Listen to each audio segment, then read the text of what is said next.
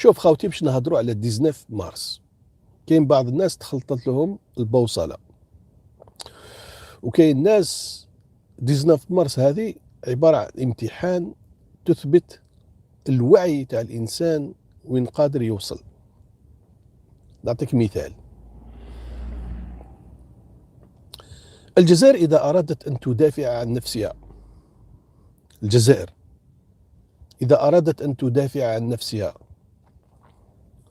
وتلملم اركان جاليتها وتنظم الجاليه بشكل انها تولي قوه تاثير على مستوى الشارع، على مستوى الاعلام. احنا كنا شرحنا الطريقه بتفاصيلها، كيفاش الجزائر تستطيع تجنيد ابناء الجاليه وتجند مام الطبقه الفرنسيه من النخبه، لي فرونسي دو سوش، كيفاش انت تجندهم من اجل الدفاع عن المصالح الحيويه لبلادك. وكنا حكيناها لكم الخطه هذه بتفاصيلها الدقيقه. خلينا من اللوبي هذوك، لي لوبي، الشركات تاع اللوبيينغ هذوك، خلينا منهم، هذوك تخلصهم. هذيك الجزائر كل عام دير كونترا مع دي سوسيتي دو لوبيينغ، تخلصهم ملايين الدولارات باش يدافعوا على المصالح. لماذا الشركات تاع اللوبيينغ عندها دور في نظام كما النظام الفرنسي؟ علاه تضطر الجزائر باش تخلص شركات لوبينغ باش يدافعوا على المصالح الحيويه تاع الجزائر؟ علاه؟ سؤال خاوتي، شكون يقدر يجاوبني؟ لان النظام الديمقراطي مبني على هذا الشيء، نظام حزبي، نظام العصب. انت مضطر انك تكون عندك لوبي عنده تواصل مع كل اعصاب باش تلعب بهذا. لا، مش الراي العام في الدوائر المغلقه، لان اللوبينغ ايضا عنده علاقات برجال الاعلام والصحافه. فهمت؟ الصحفي اللي يلقاوه في بي اف ام وطردوه ما دارش حاجه ممنوعه، دار حاجه اللي كاع الصحفيين يديروها، لكن هما حاسبوه لانه ما كانش يدي لوتوريزاسيون من عند القناه نتاعو، ولا كان يديها فيربالمون، ما كانش مكوفري، كان يبث اخبار، كان يدي وقيلا لافي فافورابل فيربالمون، روح دير برك دير. رشيد مباركي بارك الله فيك. لكن ما قام به رشيد مباركي هو يقوم به كل صحفي العالم في فرنسا داخل في اللوبينغ. الشركه تاع اللوبينغ هي اللي تخلصه، تقول له سرب لي هذا الخبر على القناه تاعك ونعطيك. لان النظام الديمقراطي في فرنسا مبني على هذا الشيء. احنا باش ندافعوا على بلادنا وندافعوا على مصالح بلادنا، سي فري يجب ان نصل الى تجنيد الجاليه، بصح باش نجندوها مع احترامات الناس اللي اطلقوا الفكره، انا لا اسيء الى اي احد، ومن حق كل واحد مهما كان مستواه الثقافي او السياسي او الاخر انه يساهم مهما كان. ماشي لازم تكون نخبه مثقفه ولا باش تدافع على بلادك. لكن انا نهضر على الجزائر، كيفاش الجزائر تقدر تجند ابنائها من اجل الدفاع عن مصالحها، ماشي بهذه الطريقه. نهضر علينا احنا مثلا المناضلين اللي رانا نحبوا الجزائر، اللي رانا ندافعوا على الجزائر، احنا اللي رانا ندافعوا على الجزائر. كيفاش رانا ندافعوا على الجزائر؟ انا وغيري، حتى الناس اللي معارضين فيا، حتى اللي قال لك نواري يحمل اجنده اجنبيه. فهمت؟ وهذيك الجماعه فيها واحد يصلح، هذاك التيجر هذاك شويه عنده في الراس. محترم، اسمه انسان تقدر تتعلم منه. مالغريد هاجمني.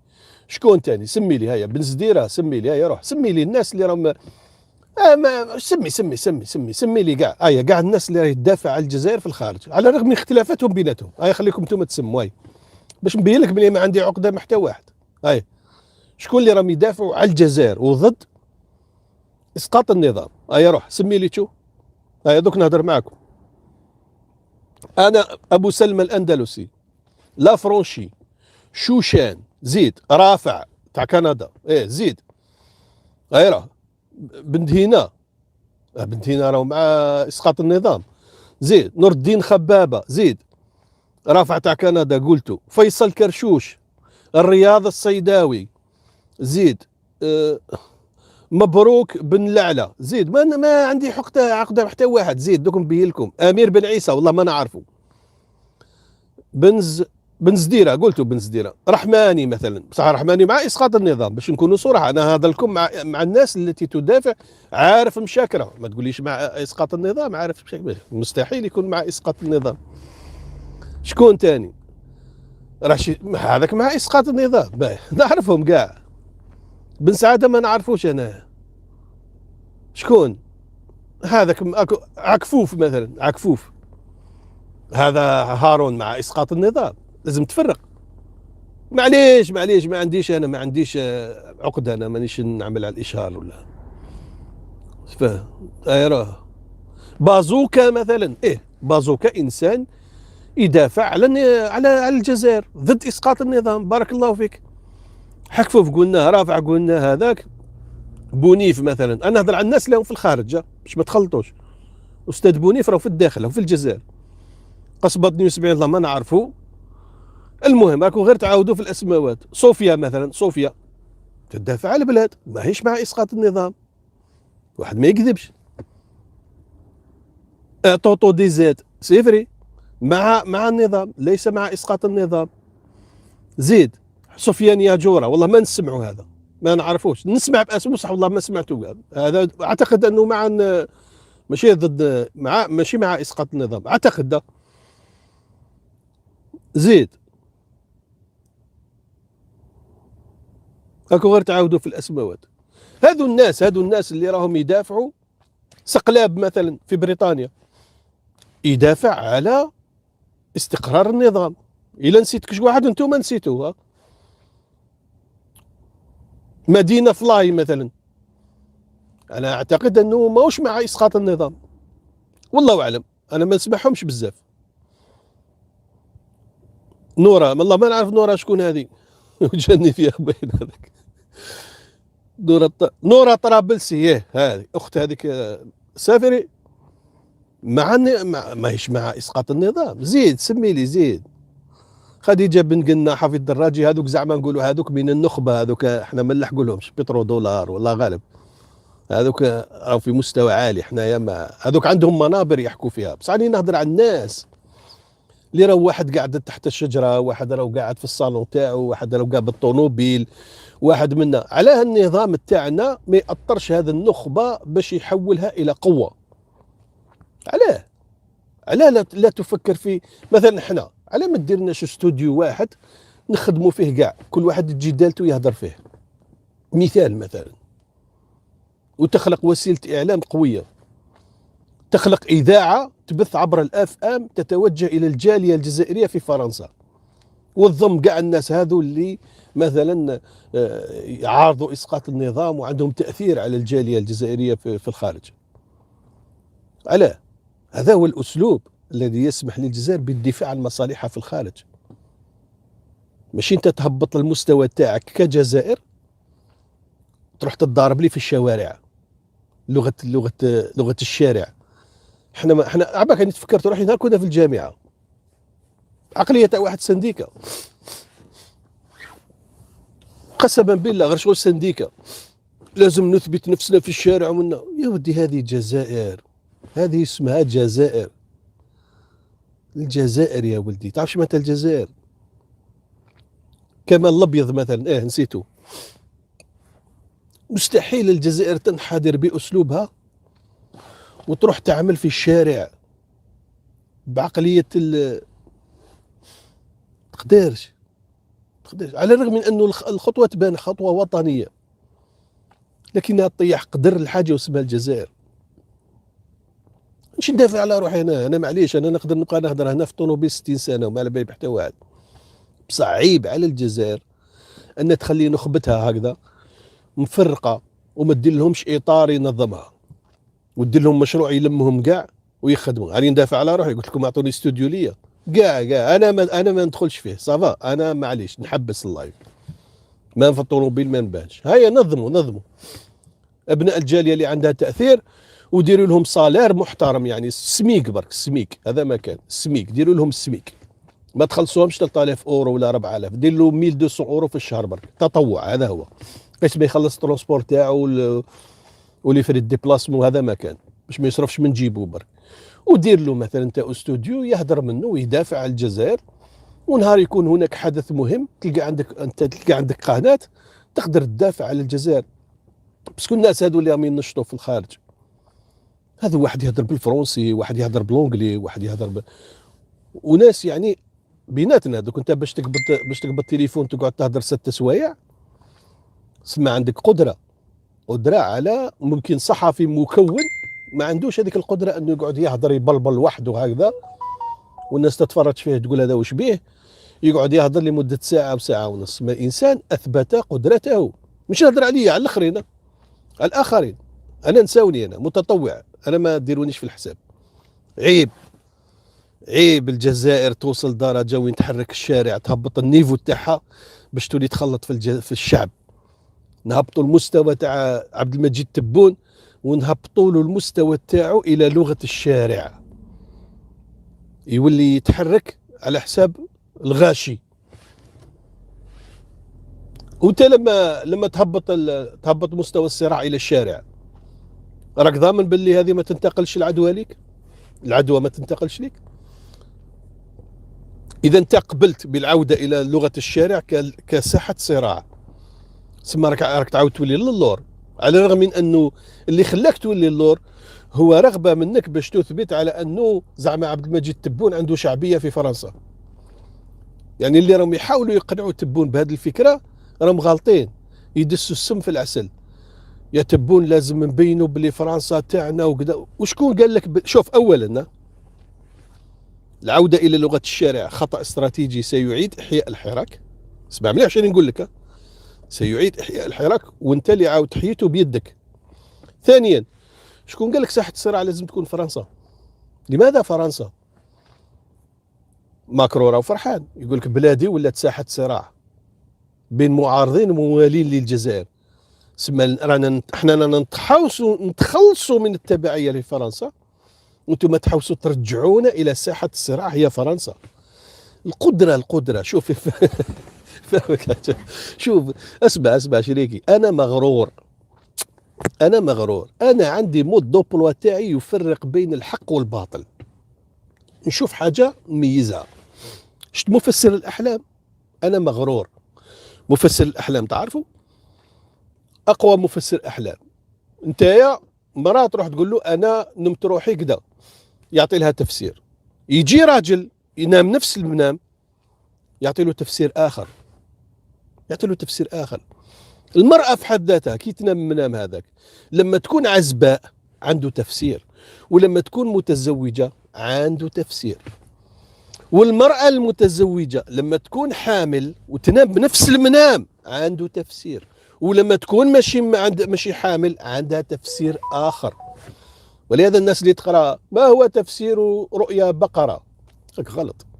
رؤيا البقرة على حسب الإنسان الذي رآها، ماهيش قاعدة تعمم على كل الأشياء.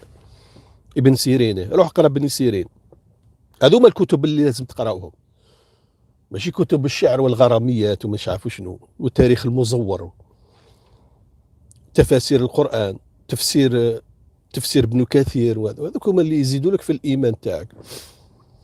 إذا احنا واش لازم نفهموا؟ نوصلوا درجة وين الشعب يولي يفرق بين الحاجة المليحة والحاجة اللي ماشي مليحة. 19 مارس ما كانش واحد مهبول ما عندوش روح الوطنية يقول لك مبادرة ماشي مليحة. فارس دقيق، قول لي وشنو؟ علاه 19 مارس حاجة ماشي مليحة؟ عدة تبعات. العودة إلى مسلسل الشارع، والعودة إلى الجزائر يحدد مصيرها، وفرنسا هي ساحة الصراع. يعني العودة بالتبعية لفرنسا، احنا نحاولوا ننسلخوا على فرنسا وناس تحاول ترجعنا لفرنسا. الاخرين خليهم الموالين اللي شوف دعاة اسقاط النظام لما يتخذوا فرنسا منبر لهم راهي انجاز عظيم للجزائر. لما الاحرار يتخذون من فرنسا قاعدة خلفية لهم، هذا راهو انجاز عظيم، راهو يساهم في احباط الحراك، احباط مؤامرة الحراك. خليهم، وفر لهم البيئة المناسبة في فرنسا باش تحتضنهم، باش يبان مشروعهم معادي لمشروع التحرر. بصح انت كدولة كمساند للجزائر تحاول تتخذ من فرنسا كساحة صراع لك. انت راهو الخصم نجح في استدراجك، نجح في باش استدراجك بالوطنية. اذا في 19 مارس اذا كانوا دعاة اسقاط النظام راح يخرجوا 4، هو تحدي بالنسبة لهم 19 مارس. هما دعوا الى 19 مارس، خليهم يبان حجمهم الطبيعي. 19 مارس راح يبان حجمهم الطبيعي في فرنسا، باللي هما عبارة عن زوج قطوطة. انا في 19 مارس نزيد ندير سماو شنو حدث 19 مارس، ضخمته ضخمته. ممكن تحدث مشاحنات، ممكن تنزيل مستوى الجزائر الى الشارع اساءة للجزائر. اساءة، تعرف متى اساءة؟ راك تسيء الى الجزائر. حبيت تساند الجزائر، روح على روحك خبم في خطة استراتيجية متوسطة وقريبة وبعيدة المدى. المغاربة زوج مغاربة يبداو يهضروا، تلقى المخزن يصدم عليهم يدعمهم. احنا مخلين ابناء الجاليه كل واحد فينا في جهه وما تقيموناش كاع، ونحن نؤدي خدمه نحن ماشي انا، نحن كاع نؤدي خدمات وطنيه. وزير يخلص 70 مليون ماهوش يديرها. نتحداكم في ميزان، جيب وزير ويخلص 70 مليون بالامتيازات اللي عنده، وشوف ما قدم للبلاد. وشوف حنايا كاع باختلافاتنا، بالسبه اللي رانا نسبوا في بعضنا كاع، شوف ماذا نقدم للبلاد. هيا روح نتحداك، ابسط واحد فينا ما من اللي ضدينا اللي خرج يسبني، قدم للبلاد ما لم يقدمه وزير. وليو تروح تأطرهم وتنظمهم وتعطي لهم امكانيات باش يولي يخدموا في اطار معين ويخدموا مصلحه البلاد، قاعد مخليهم يشنقلوا ويضاربوا بيناتهم ويسبوا في بعضهم. هذو ناس راهم في السلطه يخموا، هذو متخلفين عقليا، متخلفين ذهنيا. الناس اللي عيطوا ل 19 مارس ناس حابسين، ما عندهمش فكر وما عندهمش برنامج، ويدزوا برك، او ان عندهم خلفيات اخرى هدفهم اعاده احياء الحراك فعلا عن طريق مسانده الدوله. يعني التبون اللي حب يطيحوا نوعين،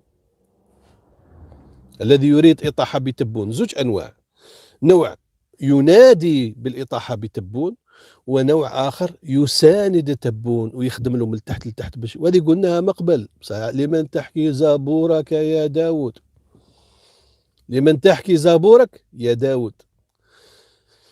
الناس اللي راهم ينادوا باسقاط النظام باينين، التعامل معهم باين، كشفهم وفضحهم والتعامل الامني معهم والتعامل الاعلامي والخطه واضحه كيفاش كدا منا التمكن وبعد التوسيع في سقف الحريه باينه. الناس اللي مع النظام هذوكم الخطيرين، لانهم يحاولون استقطاب ناس وطنيين مساكن، تكوينهم السياسي ضعيف، حب الوطن عندهم زايد، ويندفعوا نحو كل مبادره فيها عنوان مساندة النظام. في حقيقة المطاف راح تجد على أنه الدعوة إلى خروج إلى الشارع يوم 19 مارس لم تخدم النظام في شيء. ممكن تخدموا هذاك النهار، ممكن هذاك النهار يخرجوا ناس وينادوا وكذا، لكن في النتائج على المستوى القريب والمتوسط والبعيد راح تكون كارثية على الجزائر. علاه؟ لعدة أسباب. أنت راك عاودت استعملت لغة الشارع، وعاودت استعملت فرنسا كقاعدة للصراع. تبان باللي الجزائر راهي فعلا مصيرها يحدد في فرنسا. ولا احنا مصيرنا يحدد في فرنسا، في شوارع فرنسا يحدد مصير الجزائر.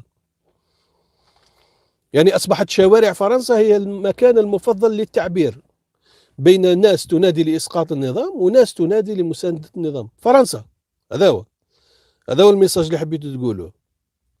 يا ودي روح، الله يهديكم، روح حب السياسة، حب السياسة. ولا قبل ما تهدر اسمع دداك اللي هو أنا، دداك أنا المغرور. قبل ما تطلق فكرة اسمع لدداك، أنا نوجهك، أنا عميه، أنا نوضح لك الصورة. كي نوضح لك الصورة تبان لك، يا تفعل يا ما تفعلش، ما عدا هذا ما تحاولش، لا تحاول، أنت ممنوع من المحاولة، أنت ممنوع من إدلاء برأيك. تسمع لددك لما يعود عندك قدرة على التفريق بين ما هو خطر على البلاد ومن مصلحة البلاد، تما ارمي الطابوري واقعد في الفوتاي وابدا اهدر. ما عدا ذلك انتم قصر سياسيا، قصر عباكش ما انت قصر. دوك انت وليدك ما يعرفش صلاحه تخليه يديسيدي روحه، تخليه يديسيدي روحه. مسيره خضراء، احنا مسيره خضراء. باش نثبتوا سيطرتنا على البلاد يجب ان نرحل الى فرنسا. مسيره خضراء، احنا مغاربه. وليدك قاصر، على ما تخليش يديسيدي وحده، لانه سيثقبها، سيهلكها، سيخرقها، راح يدخل البلاد في حيط. على بها انت وليدك عمرك ما تخليه يديسيدي وحده، قاصر. كاين ناس في عمرهم 60 سنة سياسيا قاصر، لا يمكنه اتخاذ قرار لمصلحة البلاد، لا يمكنه. علاه؟ لانه لو مود دومبلوا تاعو غلط، الذهنيه تاعو مركبه غالطه. على قلت لك الانسان لما تكون عنده ذهنيه صحيحه، مهما وضعته امام مشاكل ما يعرف لهاش، فانه لما يعجز عن ايجاد حل، فانه طريقه تفكيره تسمح له على الاقل بتجنب الاخطاء الكارثيه، وانه بالتوجه الى الطريق الصحيح. يرموك في دومين تاع، شوف بالذهنيه اللي عندك يقول لك روح سقم بوينغ اي حابسه طايحه اون بان، دبر راسك. كاين دي تكنيسيا راهم محتاجين على الاقل بالذهنيه تاعك، على الاقل ما تديرش كارثه، تنصحهم. ما مستحيل منا تعطي لهم راي اللي يقدروا يتبعوها وانت خاطيك في اصلاح لي بوينغ، ما تعرف حتى حاجه في البوينغ، طياره ما تعرفش كيفاش تمشيها كاع. الذهنيه صعيبه يا جماعه. وش راني نقول لكم، احنا المشكل تاعنا في الذهنيه. تقدر تلقى واحد خدم في المخابرات 70 سنه لكنه لا يعرف عن المخابرات شيئا، لو مود دومبلوا تاعها ما يعرفهاش. يقريك لي موديول، يقريك زعما لي موديول منا كيفاه منا ملها، بصح ما يعطيكش روح المؤسسه التي اشتغل فيها، لانه كان بعيد عليها، كان بعيد، كان جسد بدون روح، وذهنيته ما كانتش متفتحه باش تستقبل كل شيء. فهمت؟ دوك انت مثلا اذا انت ما عندكش ذهنيه صحيحه وداروك مسؤول على قطاع ما، كما وزير على قلت لك انا وزير التجاره لا يمكن ان يصلح. لماذا لا يصلح؟ وزير الشباب والرياضه لا يصلح، ما يقدرش يصلح. وزير الصحه لا يصلح. زيد وزيرة الثقافه لا تصلح. شكون؟ علاه؟ مشكل في الذهنيه. الويندوز تاع مخه ماهوش مخدوم باش يكون وزير، يطيح امام مشكل يتقبها.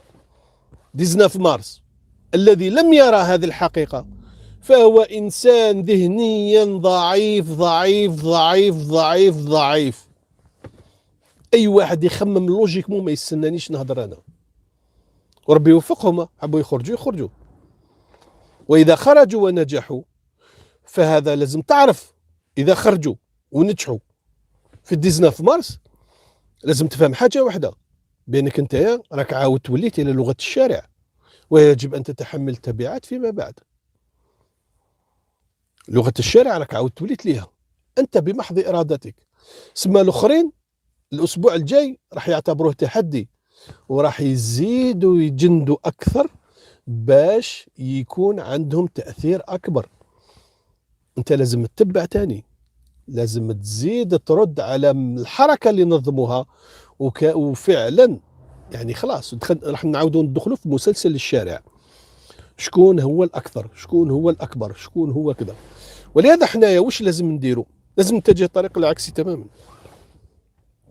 الشارع احنا منذ خطينا الشارع، عندنا مؤسسات، الشارع خلاص، الشارع دوره انتهى. وهذه هدرت هنا، هذه هدرت تبون.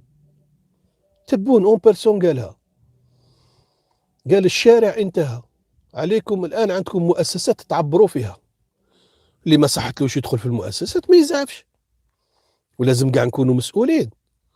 اللي ما صحتلوش يكون مير ولا والي ولا وزير ولا يكمل يخدم وين راهو، ماشي عيب، ماشي عيب، بصح تخدم في اطار مؤسسات الدوله، في اطار النظام، ضد اسقاط النظام، كل واحد في موقعه. فهمت؟ دوك انت واش لازم دير؟ لازم تفهم باللي الناس اللي تنادي 19 مارس هدفها العوده الى الوراء، لغه الشارع. وثاني الهدف تاعها هو انه فرنسا هي ساحه الصراع. تاك تحاول تخرج من فرنسا وتبين باللي الاخر اللي راهو يتابع وسيله اعلام المانيه راه يتغطي في التظاهرات، تقول لك فعلا فرنسا اصبحت ساحه صراع بين الموالين للنظام والمساندين للنظام. فرنسا من خلالها سيتحدد مصير الجزائر. هذا هو العنوان تاع 19 مارس، اذا خرجوا مناصري النظام وخرجوا معادين النظام. نحن نريد الانسلاخ على النفوذ الفرنسي بالعقل، بلا ما نضروا فرنسا. احنا ماناش ضد فرنسا. فرنسا على بالها باللي لما الجزائر تتحرر وتولي اقوى، الجزائر هي فرنسا راح تستفاد من الجزائر اكثر من الاستفاده الحاليه. فهمت؟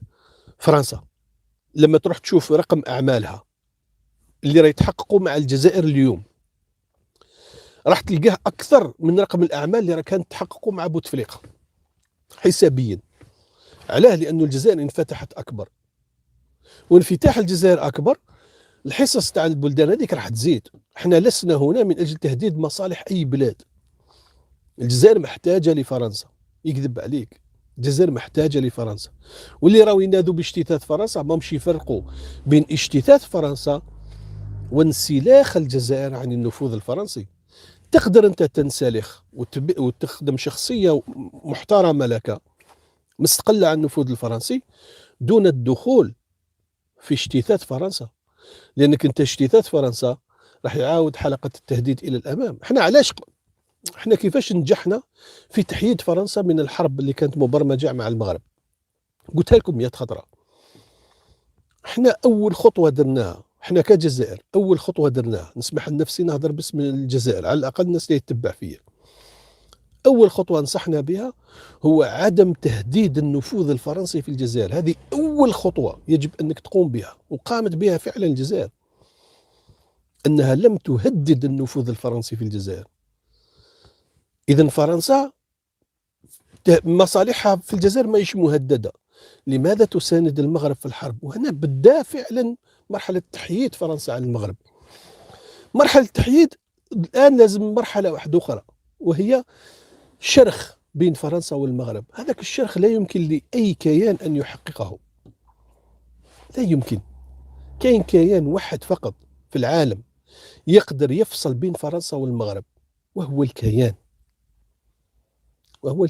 الجزائر ماشي هي اللي راحت قنعت المغرب بأنها تسلم بلدها لكيان، إنما الجزائر ساعدت المغرب في إدخال الكيان، لأن المغرب هو الذي أراد إدخال الكيان لديه. بعد يجي ناس يفسر لك كلامك علاه. فعليا كاين ناس عندهم نوايا سيئة، يعتقد على أنه باش أنا صوتي يكبر في اليوتيوب لازم نحطم نواري. يا ولدي عباك علاش راك تخمم هكذا؟ لان عندك حكومه معوقه. لو كان جات حكومه متاعنا مليحه وتعرف تستغل الكفاءات تاع بلادها في الخارج، كفاءات كيما الناس كيما نام يهضروا في اليوتيوب، لو كان خلقت لنا فضاء نتقاسموه جميعا ونأديو نفس المهمه ونطاحنوا بيناتنا في الفضاء اللي يا هذا يضرب هذا، بصح وشنو؟ كله في اطار خدمه الجزائر. ماشي يقول لك نولوا احباب، لا كل واحد يدمر الاخر، اللي يقبض الاخر يقطعه، اللي يعطوا له ساعه للتعبير يقطع اللي صاحبه، يضحك على اللي صاحبه وينتقد فيه. ما كاش احباب، القره. بصح وشنو؟ في اطار خدمه البلاد وعدم التجاوز النطاق تاع مصلحه الوطن. فهمت؟ الراب وساعات يكلاشيو بعضهم. الراب ساعات يقول له اسمع انت كلاشيني وانا نكلاشيك باش تزيد شعبيتهم للزوج. ماشي عيب اننا نتطاحن، بالعكس يجب ان نتطاحن. بصح وشكون اللي يأطرنا؟ شكون اللي وضعنا في اطار نخدموا به البلاد؟